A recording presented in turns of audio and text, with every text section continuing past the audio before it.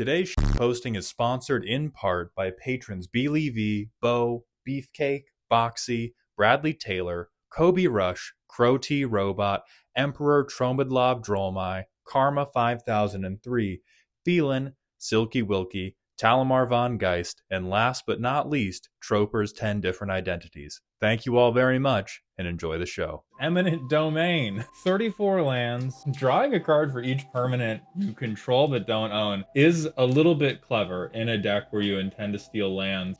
Death benefits are good. That does make sense in the context of what you want to do. Tempting as much as possible also makes sense. We have a lot of stuff that's on theme, and then I think sometimes the landfall, the keyword brainworms took over. Rampaging Balos, this makes sense. Roaming Throne, I'm down with. Sakura Tribe Elder, I'm down with. I am going to say, if you have this much landfall, you should just be on more lands. You're on much more ramp and landfall than you are on sacrifice tempt, other than the Nazgul. The Nazgul are really doing tempt for you. And other than that, you have some aristocrat payoff. These are flex tape tutors. These are built the deck, play tested it, didn't fucking work. Get all the tutors in here, get Gary in here, that has to fix it. I would accept Call of the Ring here just for the first sentence. Second sentence is blank as far as I'm concerned. You don't seem to have any payoffs that care about the fact that you're milling other people out.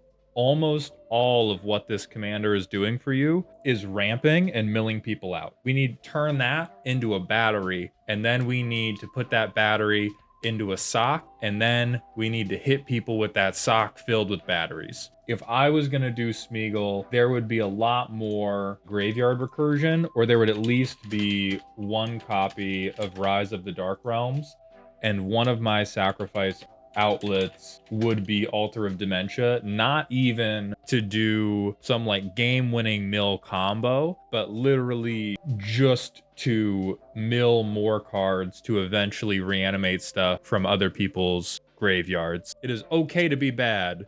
It is not okay to have a bad time. And thank God, because this deck is a little bit bad, but we're gonna fix it. First things first, you got to pick your lane of whether you want this to be mostly landfall or mostly ring tempt into ramp. Because if you want it to be mostly landfall, then you really just need a couple repeatable sacrifice outlets, and you need then more lands and more draw. Too many landfall decks try to build this glorious steampunk Fern Gully-esque machine of just churning up the earth and laying it back down, when what they should be doing instead is drawing cards like a crack addict, thinking, please, please, please, can I play one land per turn this entire game?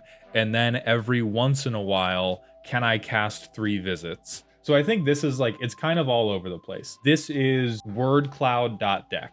There's 5 different directions that you can walk in for this deck, and the one you picked was Tanned Gyarus instead of a functional theme. I don't even see a single bad fetch land in here. What the fuck? Hey, you have sacrifice outlets? It's fine. It's 4 mana, and okay, it's fine. Hey, this is the blueprint for what you want if you're gonna do landfall. You want this, you want Crucible of Worlds, and you want Conduit of Worlds. Like, I swear to God, this deck was built inside a time capsule that you are being held prisoner in. I've gathered you all here today to talk about buying stuff. Currently, you can buy playmats with so many references, nobody will even notice you going infinite. You can also get art that convinces everybody you've dropped acid at least once, or art that will turn your hear me outs into probable cause. Available today through Gold Sabertooth's Kickstarter with all kinds of extra goodies. Check it out at the link in the description, as there's only a limited time left.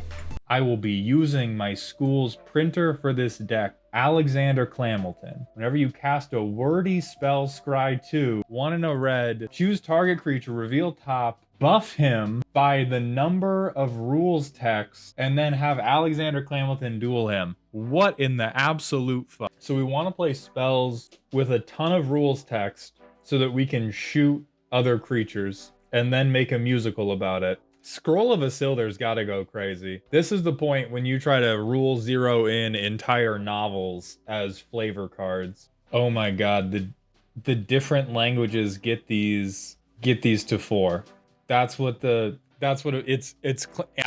Clamilton has a gun, and then every card I guess that isn't 4 go. Listen, I'm gonna be so real with you. If you convince us to let you play the dumb Rule 0 rules text commander, and you start pulling out French cards on me to make sure you get your wordy spell trigger or you get to kill my creature, I'm making you pronounce it. We're finding a native speaker and I'm making you say the whole rules text, and if you get it wrong, that does not count. This deck is working harder than the Secret Service to guarantee a Scry 2 trigger. This has to be the definition of doing too much, and I don't know if I love it or hate it. I'm gonna need you to be able to translate them. I'm gonna need you to be able to translate them. Are the full text lands in this? They better not be. How many lines is this? Computer enhanced. 1, 2, 3, 20, 21, 22. There is no goddamn way you are getting lethal commander damage off of full text lands. So you wouldn't get a Scry 2 trigger. You wouldn't get a Scry 2 trigger.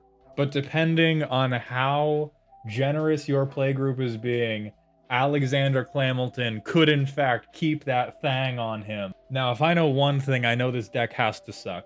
It's too funny to be good. No! Okay. Okay, here we go. Hey, look at that. He can't be blocked. Nothing bad's probably gonna happen.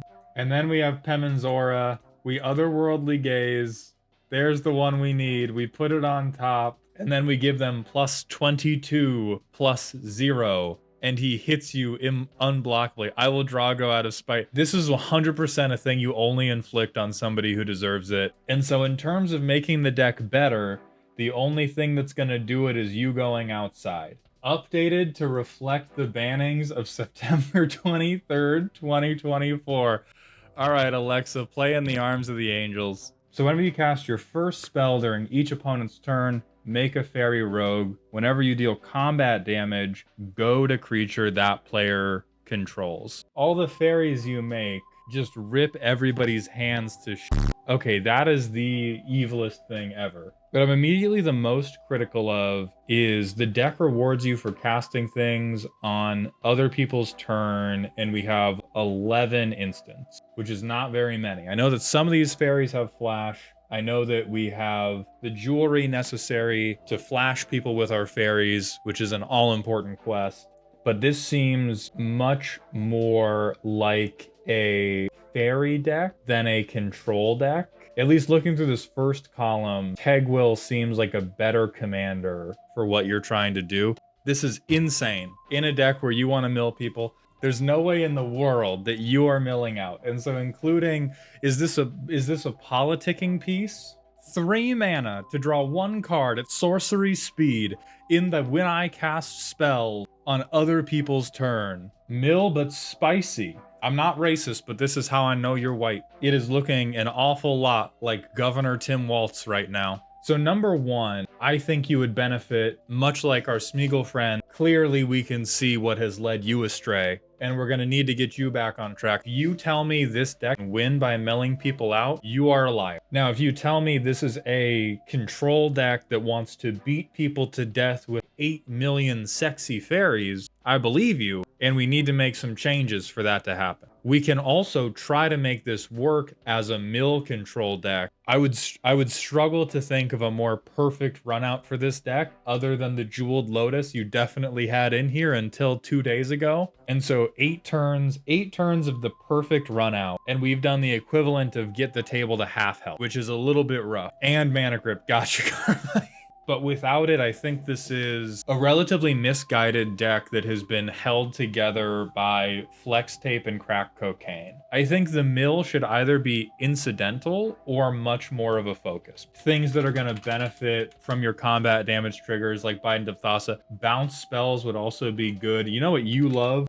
Almost every blue deck loves this, but your deck loves Snap more than most. Even though you do want creatures on board to goad, it allows you to protect your creature, bounce something you haven't goaded, and you get to keep mana open to re-trigger what your commander is doing. I think the mill is just a distraction. I think the mill is meant to make people angry, and Karma, I've known you for a long time now. I was the best man at your wedding, and if there's one thing I have faith in, your ability to piss people off with Spell Stutter Sprite and a dream. And I need you to believe in that dream. Or conversely, you need Bruvok and you need like 10 more mill cards, and we got to get really